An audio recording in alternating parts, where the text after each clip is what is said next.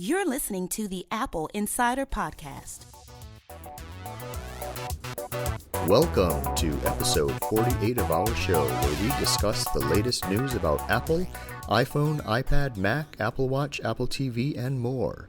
We're recording on Thursday, December 24th, 2015. I'm Mikey Campbell, and with me today is Apple Insider Managing Editor Neil Hughes. Hey, how's it going? It's going good. Good. Great. Also, we have the polarizing Dan Dilger. Good morning from Portland. Portland. I hear it's raining out there. It has been nonstop, yeah. Well, it stops occasionally, but it rains a little bit every day. Nice. Nonstop except for when it stops. Exactly. It stops occasionally, yeah. It's like a nonstop train that has problems. That's an interesting locomotive analogy, Dan. All right, well, we had a bit of news this week. First up, we should probably talk about a rumored high-resolution audio format to be debuted sometime in 2016. This is probably going to be realized through Apple's Lightning port. But Neil, what do we know about that so far? It makes sense on a lot of levels. I mean, you got to think there's going to be some sort of a carrot and stick approach if they're going to get rid of the 3.5 millimeter headphone jack. It would be very easy to say, well, we got rid of the headphone jack, but here are all the technical reasons why, and it's not just to make your phone thinner. It's because now by eliminating it, we can guarantee that the audio is going to be of this quality, whether it's connected via Bluetooth or Lightning or something like that, some sort of new standard that they would be capable of doing. I still don't believe that they're going to get rid of the 3.5 millimeter headphone jack next year. I think it's too soon, but one of those things that's kind of inevitable that it's going to have to go. And so I think this would be a good reason to do it, to have some sort of high-res audio that you can only get with Lightning-connected headphones or something like that. Yeah, right. So, Dan, you wrote this story. What did you learn about the potential plans that Apple has in motion? Well, we've already seen for the last couple of years, it was WWDC, was it 13 or 14? It was a couple years ago when they showed what Lightning was capable of doing and kind of intimated that they would be supporting new peripherals like headphones directly through Lightning and allowing things like fancier, higher-end digital analog converters in the microphone itself or in the headphones itself to allow you to reproduce better sound than you could expect from little earbuds that ship with the phone. And what Neil's saying is interesting because if they took the port off, the bundled microphones, the earbud microphones would have to be Lightning connectors, which sort of makes an interesting, on the cynical side, it's sort of a lock-in that Apple's changing headphone jacks to only work with their stuff. And they've kind of done a similar thing with the new peripherals, the new stuff for Apple TV, both the remote that it ships with and the peripheral made for iPhone licensed game controllers. A lot of them have Lightning connectors. They also have that on the new iPad Pro Pencil. So they're using their Lightning connector a lot. And the Magic Mouse, too, and the keyboard, new Apple keyboard as well. Yep, trackpad. So they're using kind of across the board. It kind of looked like maybe they were going to switch to USB-C, which is kind of a similar form factor. But they're really doubling down on Lightning and using it a lot of places. Another reason for taking off the headphone jack is that we've seen Apple making this sort of progress towards waterproofing the iPhone. There was a kind of almost a secretive step with the 6C models in terms of like rubber gaskets and things and building it so that it can actually get dunked in water, and it doesn't necessarily mean that it's destroyed immediately. But to make progress on that, it seems like the headphone jack is one of the most difficult things, in addition to taking up volume inside the thing and contributing to thickness. So there's a lot of reasons to get rid of the headphone jack. Like Neil said, it's not clear whether they could do it immediately and pull it off without a lot of complaint. But Apple's done that kind of thing before in a way that other companies haven't been able to do. So yeah, it's possible. I mean, when you see people using their iPhones, how many people, or what's the percentage that you see that are using either Apple's, included ear pods or maybe like a Beats setup? I see a lot of earpods, definitely. On the train, most people seem to be using... I see people using earpods with, like, Samsung phones. Everybody is... Yeah, well, I mean, they're just so, like, ubiquitous, you know? It's just everybody gets one with their iPod or with their... with whatever. It just comes in the box, and so everybody's got a spare pair laying around, and they just seem like the go-to defaults for a lot of people. I know. It may also be kind of hard to tell because a lot of Samsung stuff looks... That's true. That is copied true. after Apple's, so it's kind of hard to tell. But I think obviously most people are using what comes in the box with it. People that are upgrading, they're more likely, specifically iPhone users, are more likely to buy a higher-end thing that has a Lightning port on it, if that's available and if it's in the store. And if it's, you know, Apple's selling its own Beats, and there's all these other brands that are doing it, the Philips and JBL. And so I think if you looked at different vendors and their ability to get rid of a jack, obviously Apple's at the top of the list. I think there's still a lot of people that are going to freak out about it just because it's something to freak out about. Yeah. What I wonder is how easy would it be for a headphone maker that sells like high-end headphones, for example. Like I have a pair right now. I'm wearing a Master and Dynamic, right? And they're $400 headphones, but the wire that connects from the headphone to whatever I plug it into is removable on both ends. So how difficult would it be for a company like that or some other high-end headphone maker to sell something that is 3.5 millimeter on one end that plugs into the headphones, and then Lightning on the other end to plug into, you know, a new iPhone or something like that? How easy would it be to upgrade legacy headphones to work with new devices? It would be super easy. I think that we think of Lightning as being sort of like USB, but it isn't really. It can be USB, but it can be a lot of other things. And among the things it can be are it can have video output. It's just like the old dock connector, except instead of having 30 pins, that some are reserved for audio and some are reserved for power and some are reserved for audio, video, and different video signals. I think what Apple is able to do with the 8 pins that are on that, there's 8 on each side, is when you plug it in, it decides, it talks with the peripheral to decide what kind of pins it's using for what. Yeah. And so it'd be trivial to have, you know, regular headphone jack that you just plug into an adapter. And I think if Apple came up with, or I think if Apple shipped the phone without a jack, they would have to ship it with a jack to Lightning connector. I mean, now it's interesting that you say that it does video. Or actually, they'd probably sell it for $20 separately. $29. Yeah, right. Exactly.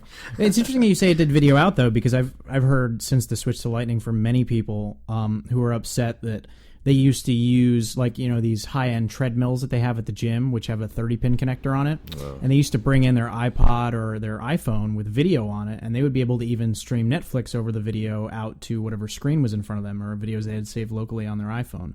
If you buy the 30-pin to Lightning adapter, that does not support any form of video out. Yeah. So, and that ticked off a lot of gyms that spent a lot of money on equipment that had, you know, Lightning connectors and stuff, or 30-pin connectors and stuff like that no longer works. So I'm not as familiar with the video out capabilities of Lightning just because I've never used it, but I've heard complaints from people who's saying that it's not backwards compatible with 30-pin. Yeah, I think the software, right, Dan? I think you're probably more knowledgeable about this than I am, but I had the impression that for video out and video processing, it has to be compatible on both ends. So that means you need the you need the encoder in the adapter itself, or you need the hardware where you're streaming it to be able to process that, right? Yes, I think you're right. So what I'm saying is I believe Lightning supports video out, but it's not the same video out. Right. And if you remember, even with dock connectors, they changed it a couple times. Yeah. So at one point I think it was composite and component video, and then they changed it to something more like HDMI, and that broke a lot of peripherals because they just changed how it worked. So yeah, there was a transition. So things that didn't work or used to work don't work, and there's not a simple way to bring the functionality back. And I think Apple is really working at streaming. That's what CarPlay uses, and AirPlay to Apple TV. So it's either wireless or it can be wired. So they're continually modernizing how they deliver video, but it's something that's there. It's not like most Android phones have a USB port on it. It's either the new USB-C or that really wacky USB wide thing connector, and that's just digital. There's not analog signal on it. So you gotta think that if we're going to a future with no headphone jack, it's inevitable that we're going to get a Mac with a Lightning in port on it, right? Or just a Lightning port. That's what I mean, like a Lightning female, so you could plug in headphones. Yeah. It's kind of surprising they didn't do that.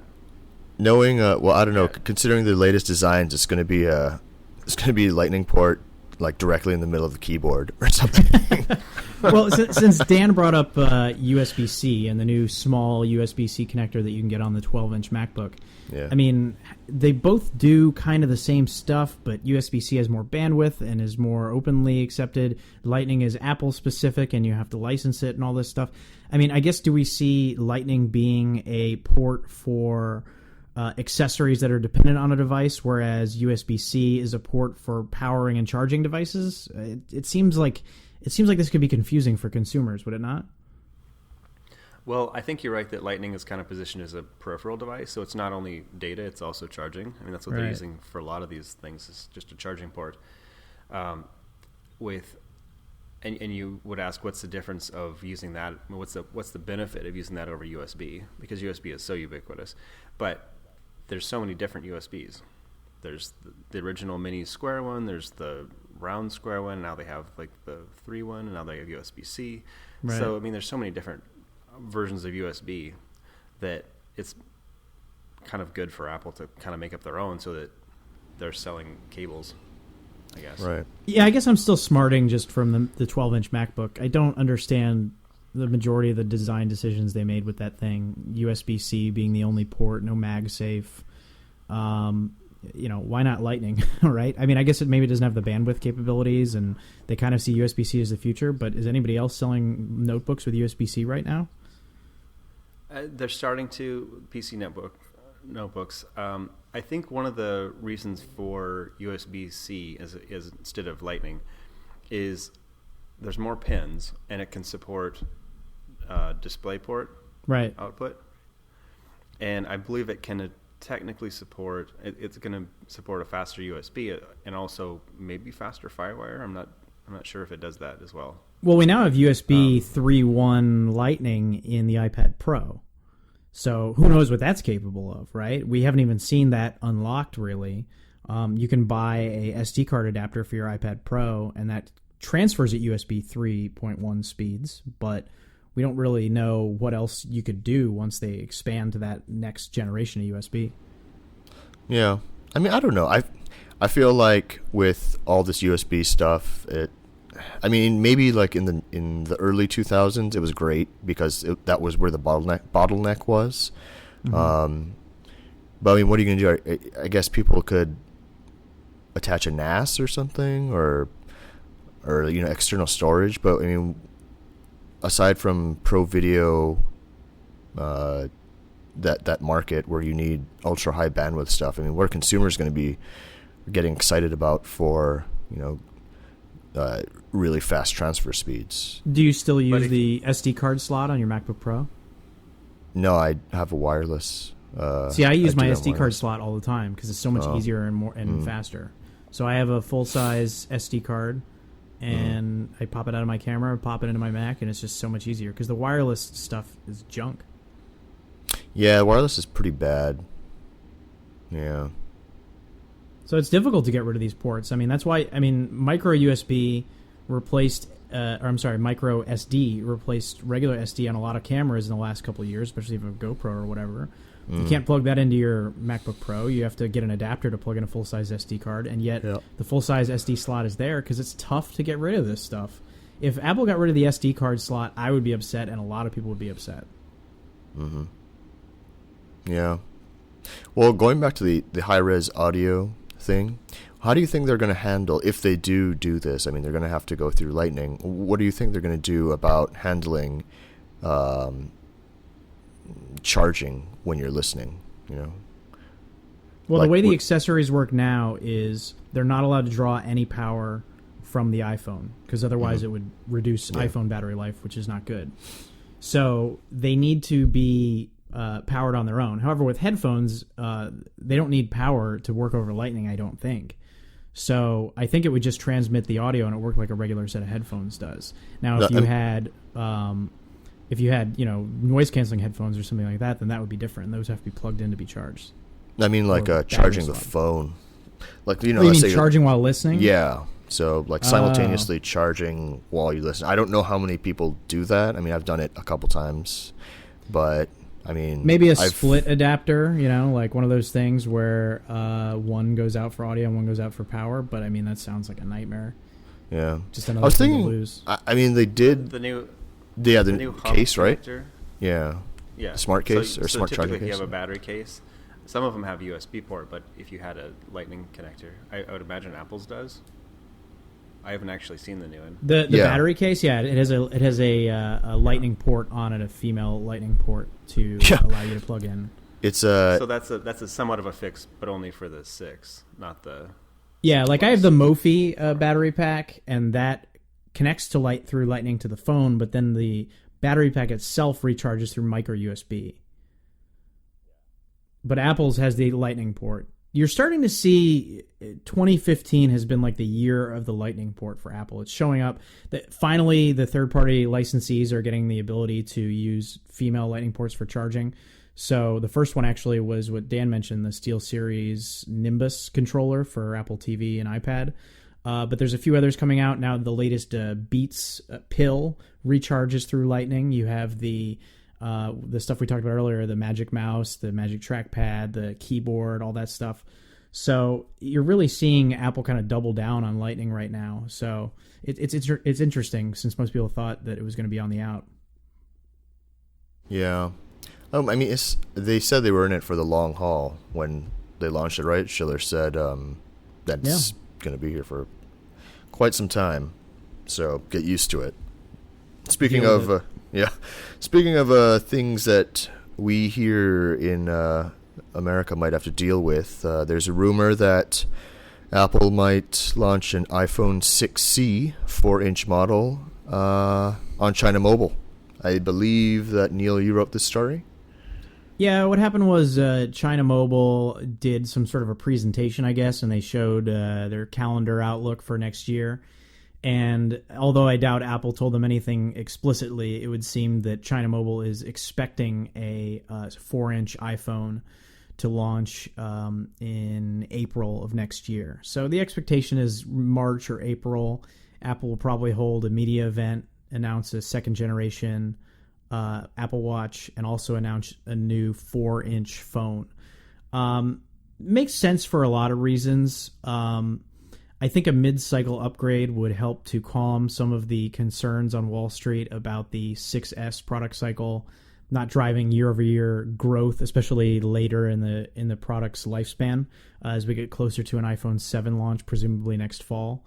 So if they did a mid-cycle low-end upgrade, it would give them an opportunity to rejuvenate sales halfway through the life cycle of the 6S. And also to kind of maybe catch competitors off guard, because you got to remember that most of the people competing with the iPhone are trying to do so with lower-end, cheaper models, buy one, get one free kind of deals at your carrier and stuff like that. So if it was a new $450 phone where they replaced the 5S, put a new higher spec 4-inch model there with Apple Pay and some of the more up-to-date features, better camera, that kind of stuff, new look, new design, I think that could be a pretty good seller for Apple and a way for them to kind of kickstart sales at that point, where iPhone sales tend to kind of dip off a little bit. It's interesting that they're positioning it as starting in China for a couple reasons. One is April would be after China's New Year season, right? Which is, the first calendar quarter in China is like Christmas in the West, so that would kind of miss that cycle. Secondly, all the talk about the 6 and the 6S and the 6 Plus, or the larger phone models, was largely targeted to China. That's where a lot of the demand was for bigger phones, and part of that is due to the having a language that a lot of people write using finger touch, and a bigger screen is a lot more important. In America, people kept talking about how Samsung was taking over with phones, and they were doing well selling that as something that was differentiated from the iPhone. But at the same time, Apple continued to sell the most high-end phones in the West throughout the iPhone 5 cycle. So there's a lot of people who like that smaller cycle, and I've listened to people talk about one of the things that they say is, when is Apple coming out with a refreshed phone? Because I want to replace my 5, but I don't want a big phone. Right. Oh, where have I heard that before? I feel like I've heard someone on this call. I can't sacrifice the if they're gonna make it a low end model. I can't do it. Can't do it. I think that's. I mean, they already have sort of a low end model that's a 5-inch. Right. The 5S is, was a nice phone. It's getting a little long in the tooth, but it doesn't have some of the important things that Apple's trying to push right now. So, souping that up and bring it on the level of the 6S. It'd be interesting if they do that, because I think the original presentation they gave, they called it the 7C or something like that. Yeah, that was just a Chinese website named it that. I don't think... Well, it would make no sense to name it that, because then it would have to release the iPhone 7 at the same time. And let's be real, they're not going to release an iPhone 7 in April. This is not going to happen. Yeah. Yeah, I don't see any 7C in that Mandarin. Yeah, there was no number 7 in there, so... I think last year I'm trying to remember now, the 5C, the color version. Yeah. Didn't they do a bump in the spring? No. Where they there was some bump where they refreshed it slightly, and they gave it more memory. It wasn't like a big redesign, but it was sort of a refresh. It's like they got rid of the 8 gig version or something like that. I don't remember that, no. I think they limited it, yeah. Yeah, last year the 5C was the entry-level model. What's interesting to me is the rumors on the 6C. Some of them have said this new low-end model is going to have the A9 chip in it. And that makes absolutely no sense to me, because if you were going to, let's say come April, they update the 4-inch phone and they give it the same processor as the 6S. Well, now your entry-level $450 phone has a better processor than your mid-level iPhone 6, which runs the A8 processor. So I don't buy that rumor, but that's what they keep saying. So, unlike with PCs, like you buy a Mac, the processor is a pretty big draw, because that's one of the most expensive things you can add. Right. Partly because Apple has to pay Intel for the chip. Yeah. So the fact that Apple's making its own, it's making them in quantities of like 20s of millions every quarter. Yeah. That doesn't cost them. There's not a huge cost differential. I think the actual cost, if you look at the estimates, which are not terribly accurate, but it's a difference of like a few dollars. It's not like an Intel chip that costs Apple $50 or $100 more to have a high-end chip. And also, when you buy a phone, a lot of the decision that you're making is how big the screen is, and some of the features on that level, more so than how fast does it run. And really, speed on the phone, I think it's a really different category than with computers, with a desktop computer or a notebook. You see speed dramatically when you're doing Photoshop, or you're doing something that's video that requires a lot of processing power. You have a very clear idea of how much processing power affects your workflow. Whereas on the phone, everything is you're not only doing less important things, but there's a lot of graphics that blur away the speed.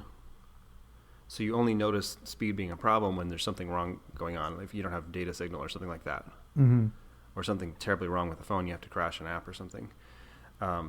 So I think it would be in Apple's interest to make their phones as fast as they possibly can afford to manufacture them, rather than using that as a differentiator. So do you think that they would just bump up the processor in the mid-range 6 as well? I mean, they're not going to sell an A8 powered 6 for $100 more than an A9 powered 6C, right? I mean, they're not going to do that. Yeah, I mean, I could see them selling, well, if they only position the smaller phone as being a cheap low-end model, I mean, that's what they did with the 6C, but when they're selling, or the 5C, when they're selling the 5C, they're also selling the 5S. Right. And So the they had 5C had a the same specs as the cheaper 5. model. It was just... Yeah, so it was like the cheaper model from 2 years ago or the, good model from 1 year ago. Right. And now that they only have the previous luxury model 5C or 5S, if they introduced a new model, it would be faster than that. So maybe put the same kind of specs as retain the shadow. maybe put the same specs as the 6S in it and charge the same as the 6 for a smaller screen. Maybe don't sell it at $450. Maybe sell it at $550. Yeah, so I could see it either being like, here's another size on our line of 6S Right. phones, or if they wanted to make a cheaper model,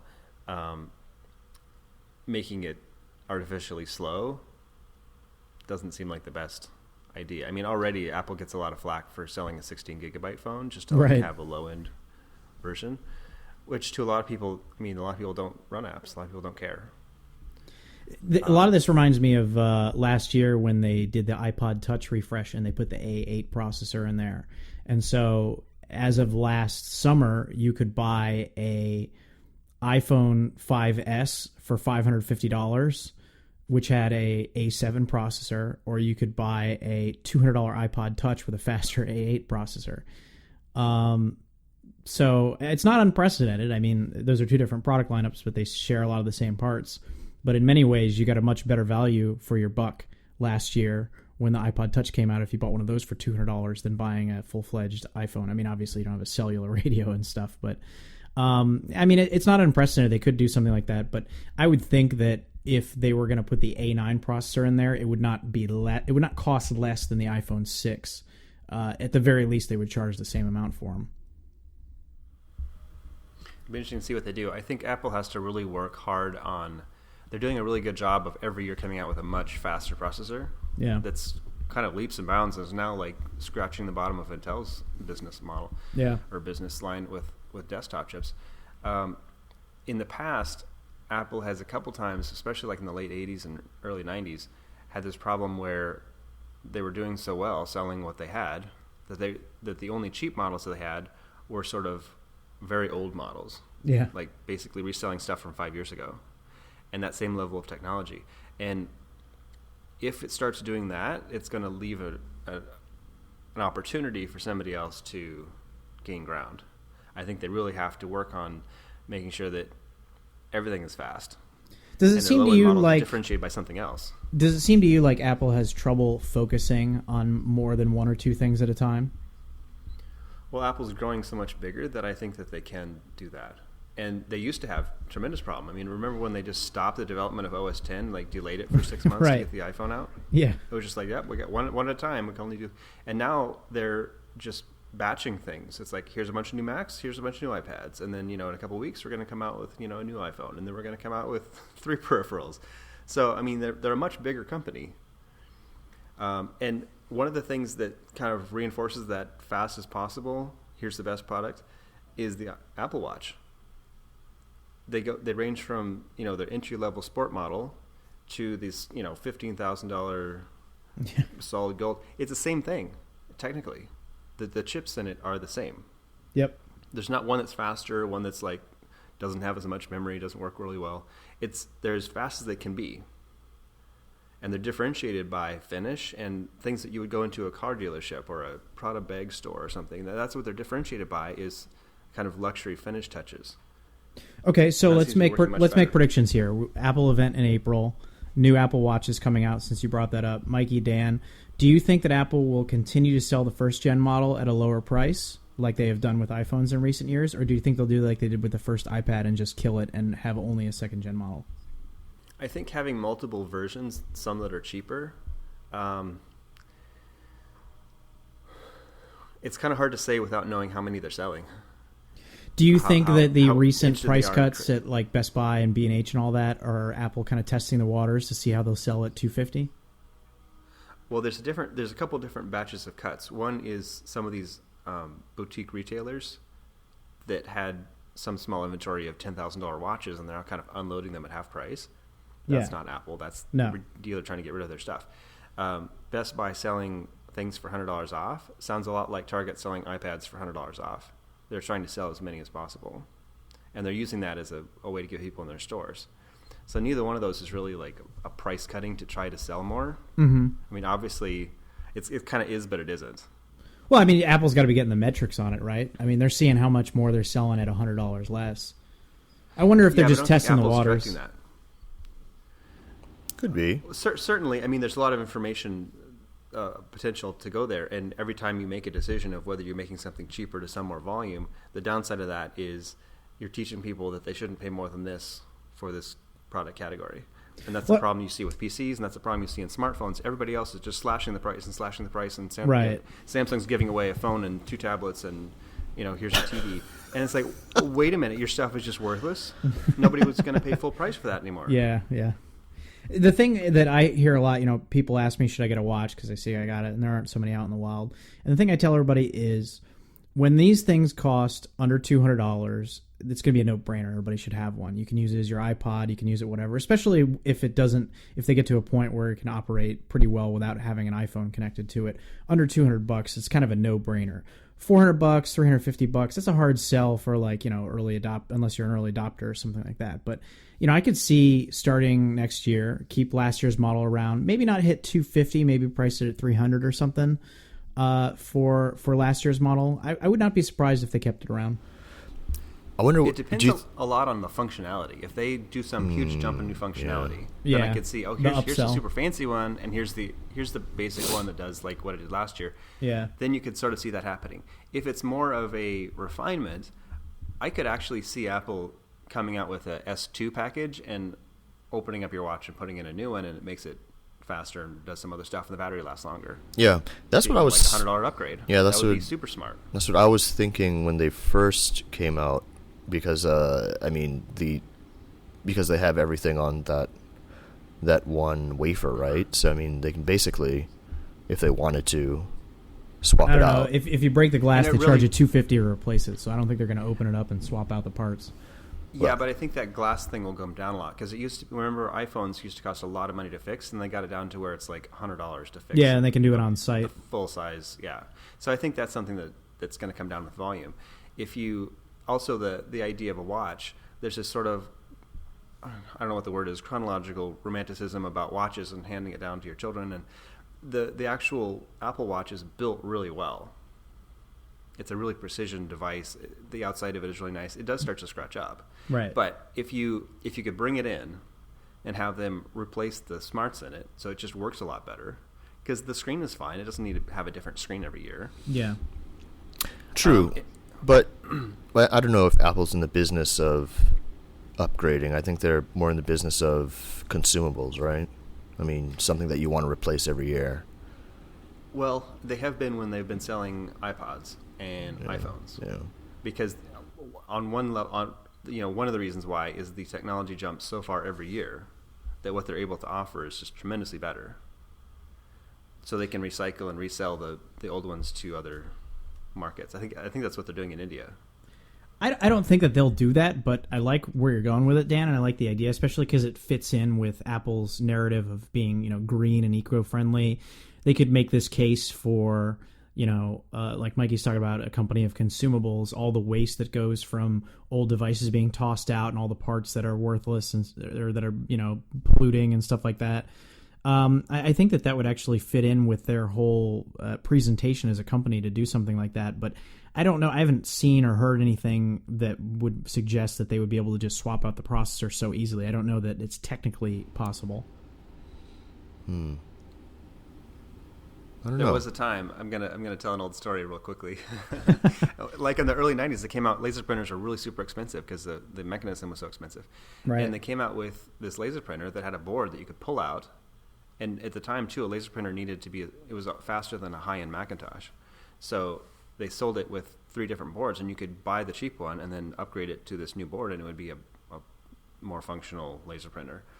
And the reason why that made sense is because the equipment cost so much that it was just kind of stupid to tell people to throw it away or that there's no upgrade path.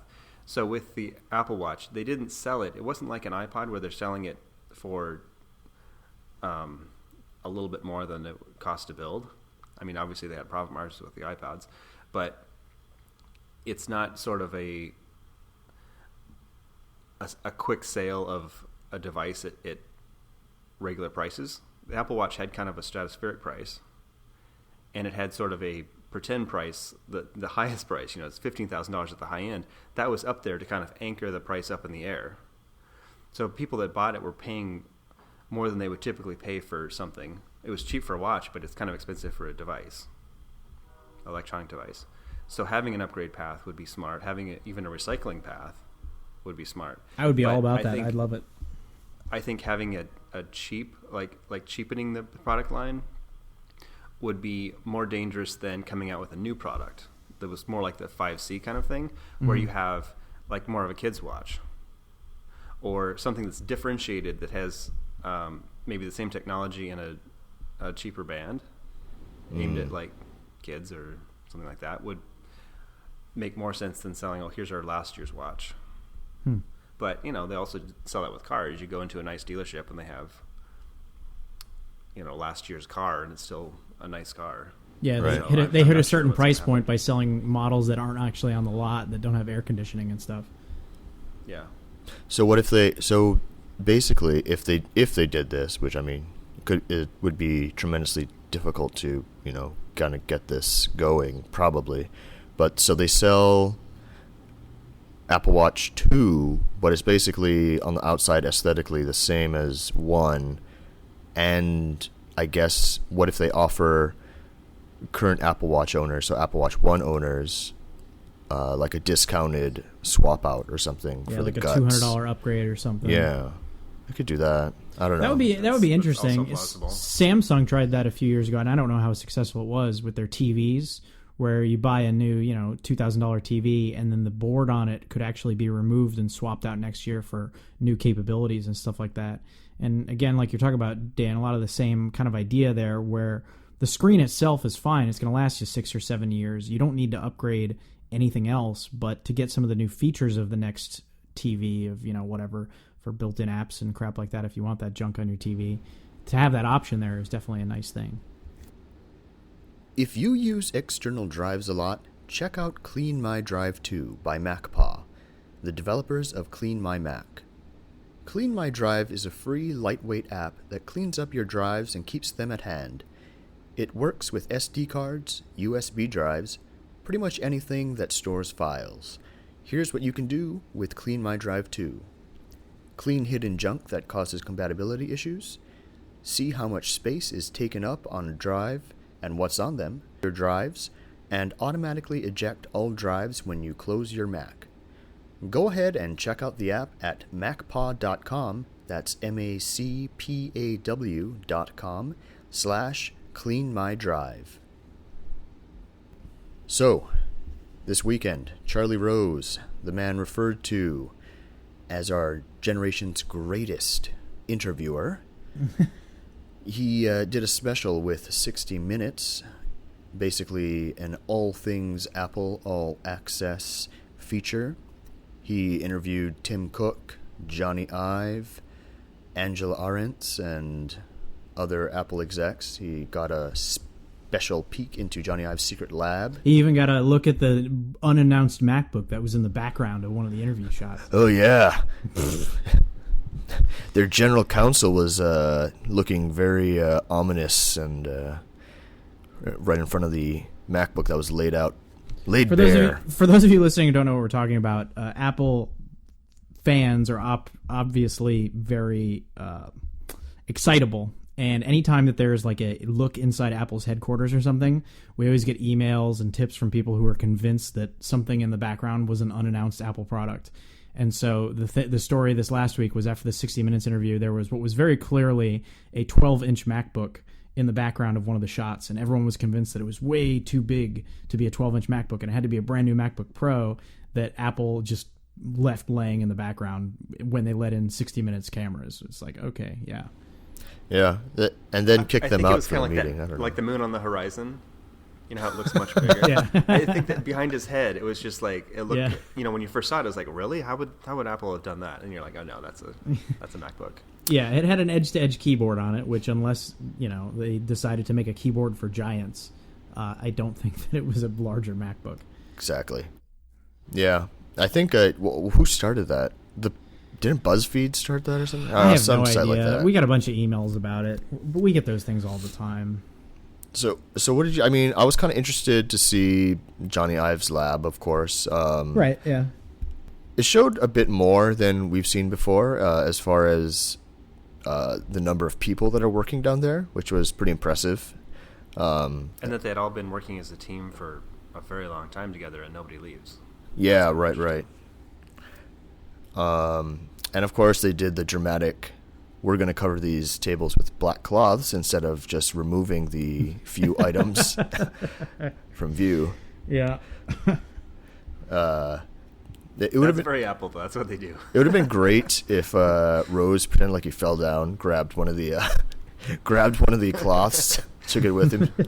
Started having a heart attack. Whoops! My bad. So Dan, what was your favorite part of that interview, of all the interviews? It was kind of interesting to see a range of different executives talking about what they thought was sort of interesting about what they do, and like the hardware guy talking about how design was like brought all these people together, and it was like this 10th of a millimeter in our products, a sacred kind of concept. Oh, Riccio, Dan Riccio. Yeah, Dan. And then Phil Schiller talking about. I thought it was kind of weird that he's talking about how sort of product cannibalization is not a problem. It's like built they in. Intentionally make the phone. Yeah, they make the phone better, so you don't want an iPad, and they want to make the iPad better, so you don't want a computer. And I mean, it's really clear that they made the iMac better, so you don't want a Mac Pro. but the other examples, I'm not so sure about. So it was kind of interesting how they express themselves. It kind of gives a little bit of insight into what they're thinking, even if you already know. But it was a very kind of like, here we're showing the public something to kind of counteract the just 24/7 made up nonsense channel that is just constantly saying things about Apple that are just so ridiculous. And I think the biggest thing right now is everyone's talking about how iPhone sales are going to, like we've reached peak iPhone and iPhones are going to stop growing. And so what? Because well, I mean, Wall Street obviously cares you about need to growth. That's all it is. Yeah, but Apple is selling all of the premium phones. I know. No, Samsung they is need going to down. grow. Samsung is going down. There's no other competitors. There's no other competitors anywhere. At some point, yes, Apple will. I don't think Apple's going to stop this year. But at some point, Apple's going to be selling so many phones that they're going to run out of people who are, moderately affluent Right. in the world. And they still have a couple huge countries to go. They have India. They're just starting, and they're making progress in India. There's barely any, barely have started though. China, they're doing pretty good progress in China, but the amount of people in China, like I've read about China and the population of these various cities, and it's almost like hard to conceptualize. But having gone there and just seeing just a bit of it this spring, the scale of people, and the scale of people that are going from crazy poverty, like feudal poverty, to being middle-class people that buy things is tremendous. And when people talk about, they're dialing back some of their infrastructure spending, and China is no longer, just building all these airports and roads and high-speed trains, that's all pressuring the economy to stop being on complete fire. Well, America stopped doing that a long time ago. And look how many iPhones we sell here. Apple went through the biggest recession in the recent, in 2008. The economy just went into the tank, and all these projects stopped. Vegas stopped building. You could see it in almost every city in America that was growing. It just suddenly stopped. But iPhones didn't stop. The iPhone was 2 years old, and it just kept getting bigger and bigger and bigger. Apple sold more stuff in 2008. And yet, even though Steve Jobs was running the show, the stock tanked. It fell in half. And you had all these analysts, the same people that are saying, the iPhone is reaching the peak, were back then saying macroeconomic conditions. They just kept saying that over and over and over again. That's why no one's going to buy iPhones, because they're expensive. And they were wrong. And how many times do you have to be wrong before people say, this is a source that's consistently wrong? Right. And instead it's like, no, we better we better listen to what they're saying because it's going to be a problem if Apple sells all the phones it can sell and can make. Well, we had year after year. We had one of the analysts this week, right, Neil? FBR cut their iPhone 6s estimates. Yeah, the thing is, the analysts are still very positive and very bullish on Apple's long-term prospects. It's just that a number of Apple suppliers have indicated going into 2016 that they're cutting their estimates. And so for some of these companies, Apple is responsible for the majority of their business, which has led to kind of a short-term panic, for lack of a better word, on Wall Street. So this week it was FBR Capital that cut their iPhone estimates. Daniel Ives is their analyst.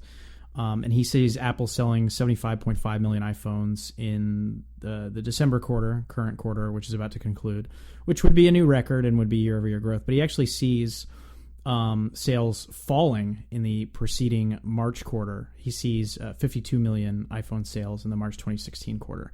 So he's concerned, like a lot of other people on Wall Street, that the iPhone 6s is not going to grow sales like the iPhone 6 did, and he's kind of holding out hope for the iPhone 7. Like Dan said, it's kind of ridiculous, but here we are. And FBR is not the only one that has cut their estimates recently. RBC Capital Markets also did, JP Morgan, Morgan Stanley.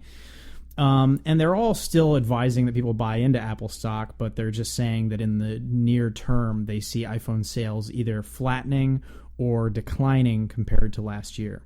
The concern is you have tough comparisons from last year because it was the first time Apple sold bigger screen iPhones, and so sales were huge compared to the year before with the 5S.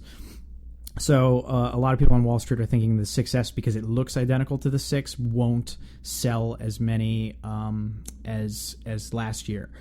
Right. Apple has said that there's a lot of room for growth, particularly people that haven't upgraded to larger screen phones. I think in the last conference call after their quarterly earnings, Tim Cook said that something like 30% of iPhone owners had upgraded to larger screens. So there was a lot of room for growth with upgraders.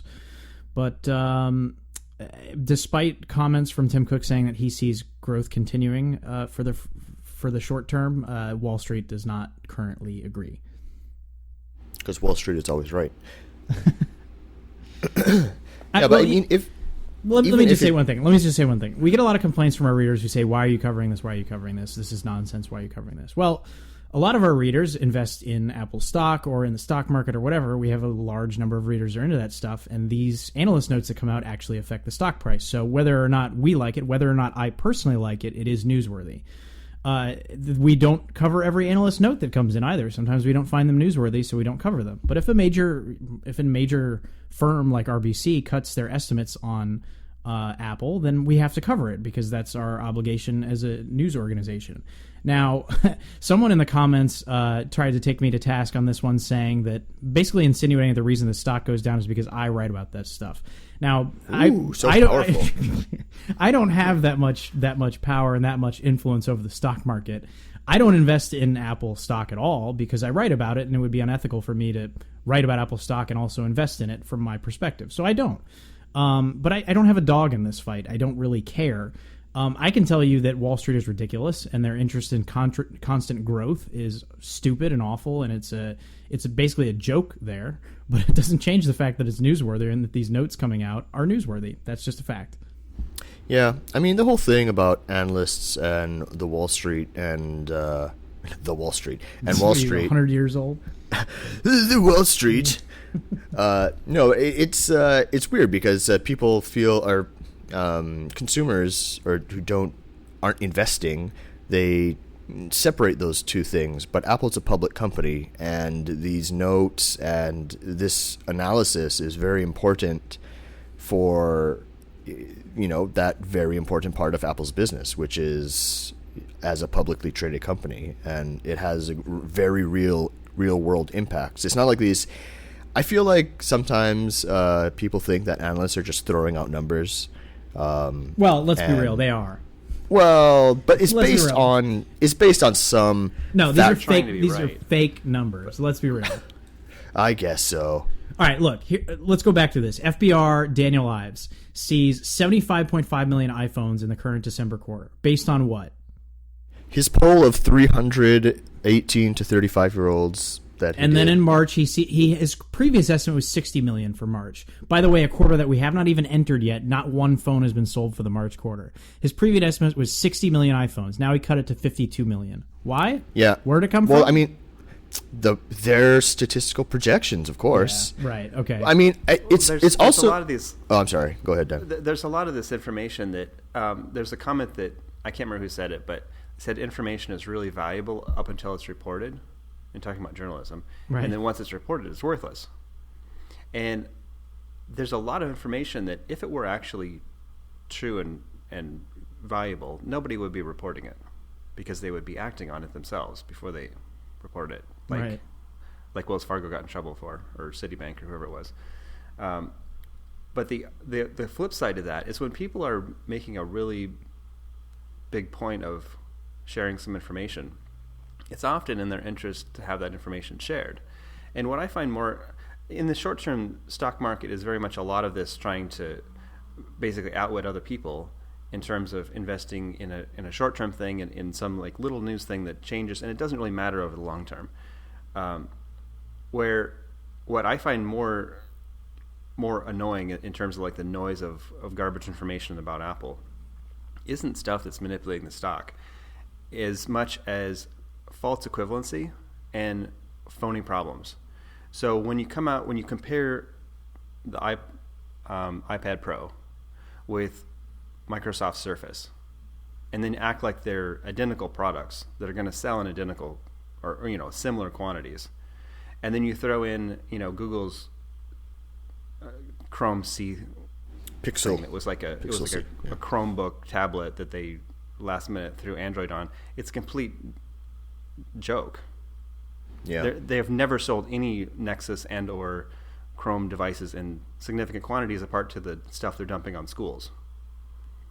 And also they've never made any money on it. Yeah, and also part of that is rumor mongering. Like, I mean, things that are out of Apple's control, obviously, like the 6C would be a good example. I mean, if they do release it and it's low powered and not up to snuff for some people, then they lose. And if they don't release it, people who wanted it are going to say, "Oh no, that was a big mistake." So I don't know. Well, I think the projections and stuff like that is interesting. It's like what could possibly happen. This is reason why, like what we're talking about. Mm-hmm. But when you take things that are not the same, and you see a lot of, especially review sites online that talk about the iPhone and other flagships from companies and like stuff that's sold in China that's completely would be illegal anywhere else in the world because it's a complete ripoff, and acting like that they're similar products and that everyone should be selling with this kind of razor margin because that's what fair is. And it's like, no, you're just a communist and you don't care about anybody's IP. It's like it's just such a facile argument. Right. That's the kind of stuff that annoys me. Is like just people who have no sense. It's like when they talked about file sharing and it was like, yeah, sure, you should steal music and the industry should just like come up with a new business model. I'm like, what a stupid opinion.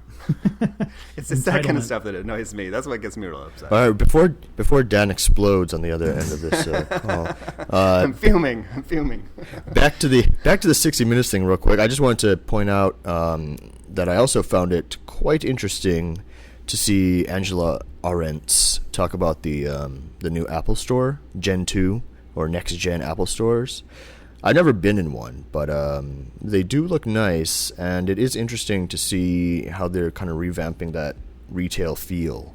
Mm-hmm. I don't. Do you think it's going to be a successful move for them to kind of move towards this more upscale kind of vibe? I mean, in one, I think in one clip, and she was showing Rose like a installation of what looked to be ferns on a wall.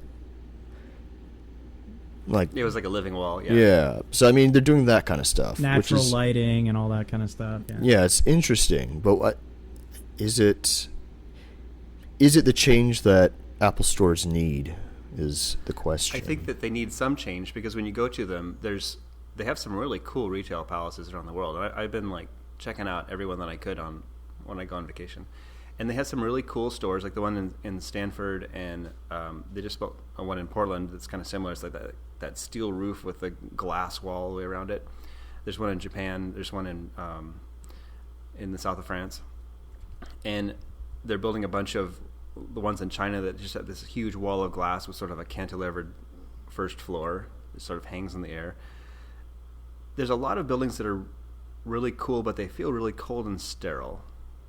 They feel like steel and glass, and they're very man. So and very Johnny Ive. I think bringing in somebody. Well, I think it's kind of pre-Ive. It's more Jobs slash. I think Jobs had a lot of influence over it. Yeah. And it was cool. It looked futuristic at the time. It looks needs very more Corinthian leather. Yeah, but and it had like the wood tables that had kind of a earthy effect, and he picked out the most expensive slate flooring kind of things, but they were very hard and cold and sort of masculine. That's why the plants are there, though, I guess. I think what she's bringing in is a more nuanced feel of a variety of things. So you have the greenery kind of plant walls. You have a different, more flattering lighting panel. We're talking about the lighting that they're using that kind of makes things feel nicer. And I think when you add in a lot of those kind of things and you change the feel, it has a sort of progressive effect when you're shopping in a store, and it feels like there's a lot of people that have had input on this. It's not just one person's sense of thing. Isn't their biggest issue going to be these mall stores, though, where they can't really do as much of that stuff? Yeah, I mean, it's the flag stores that are more exciting, and then the other stores are, they can change them and update them a little bit. But I think they're changing a lot of their, like a lot of the stores they're building are in China are these massive stores. The new store they're putting into San Francisco, it was originally a flagship. It was kind of a smaller one.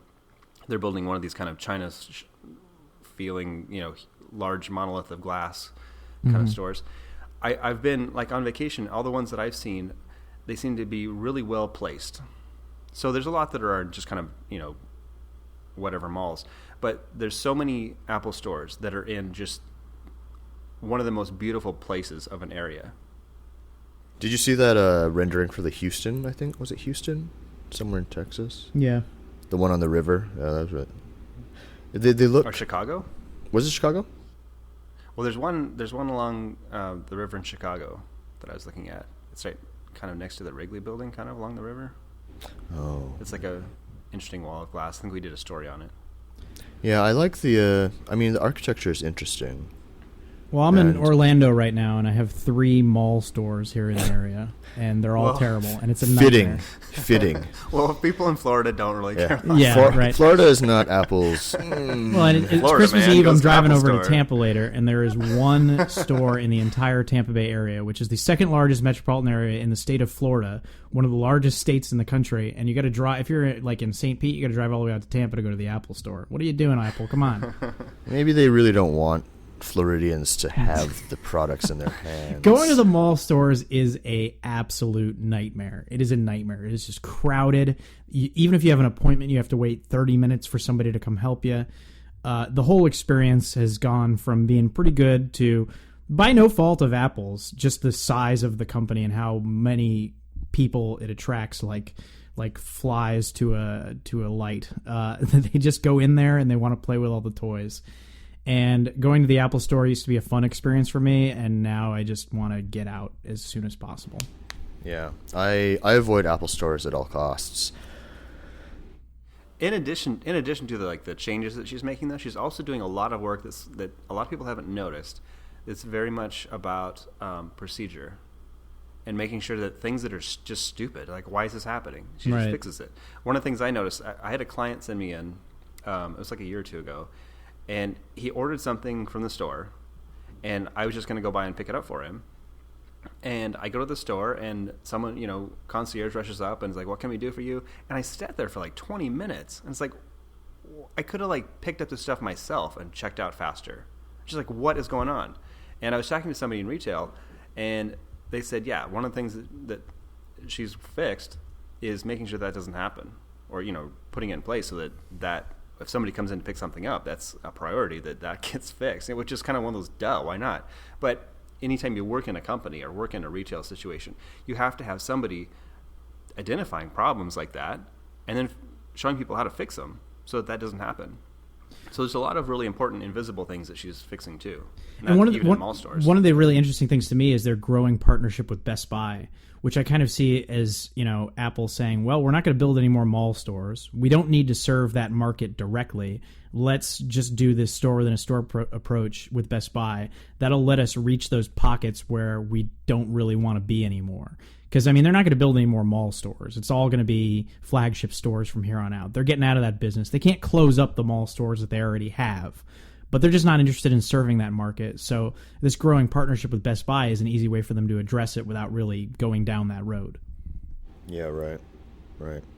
Speaking of toys and looking at them, Neil, you had a first look at the Game Vice for iPhone 6 and 6S, I believe?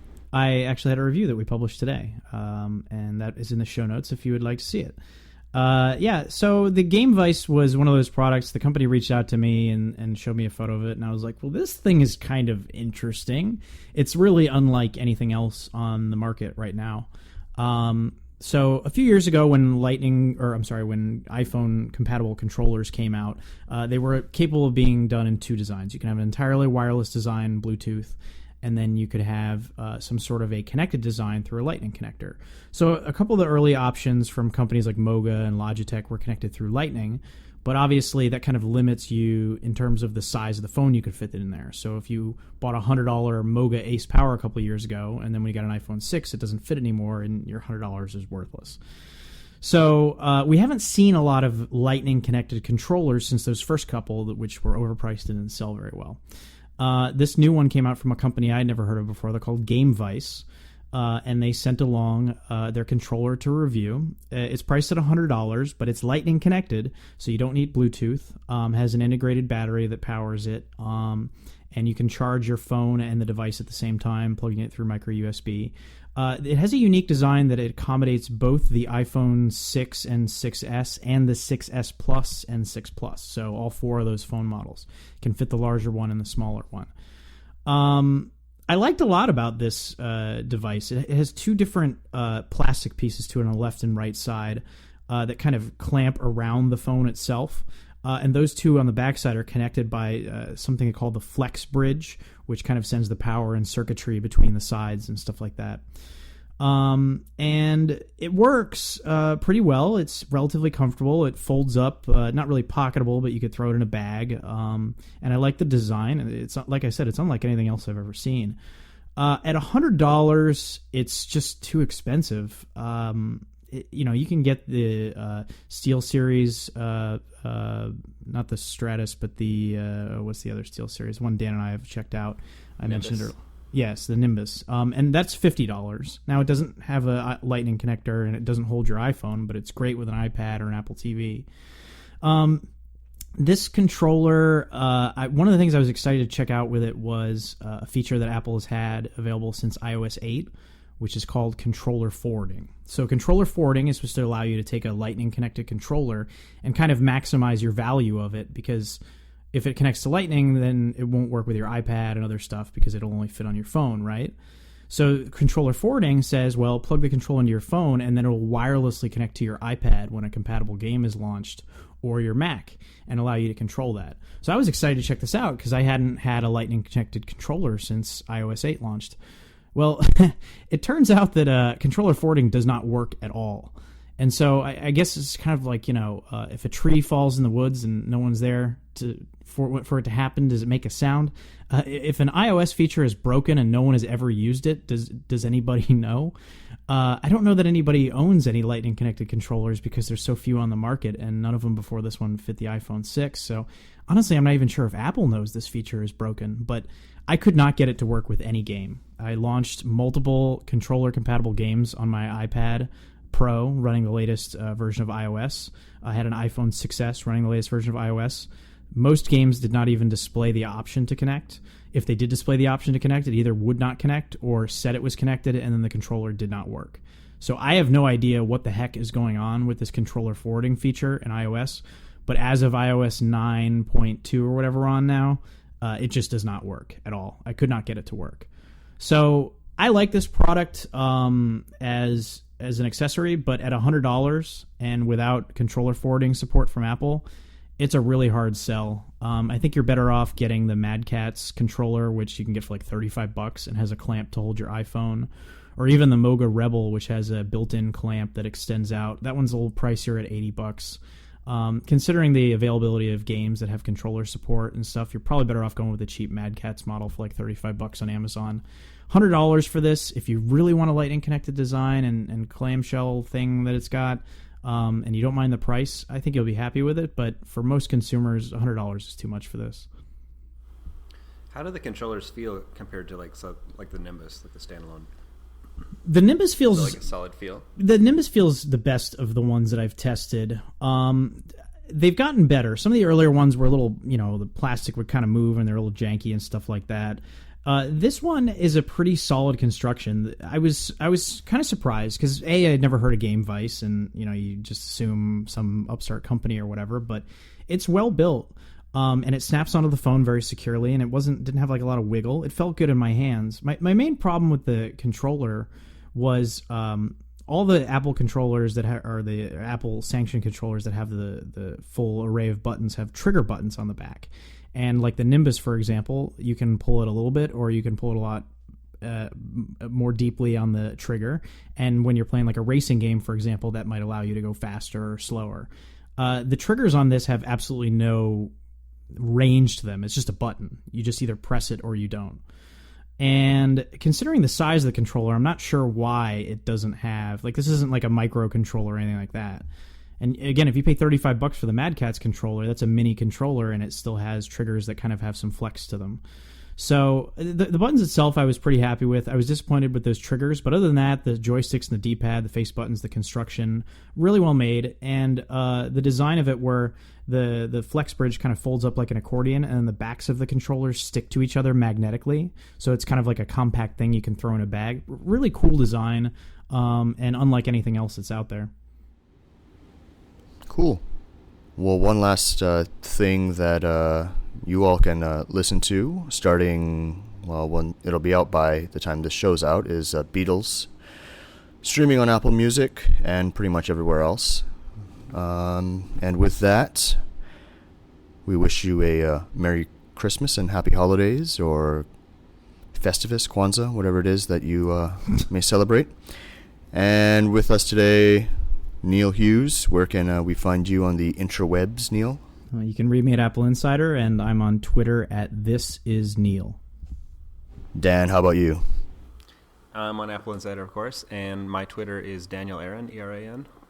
All right, and I'm Mikey Campbell. You can read me on AppleInsider Twitter at MikeyCampbell81. And that's about it for this week. Until next week, this was the Apple Insider Podcast.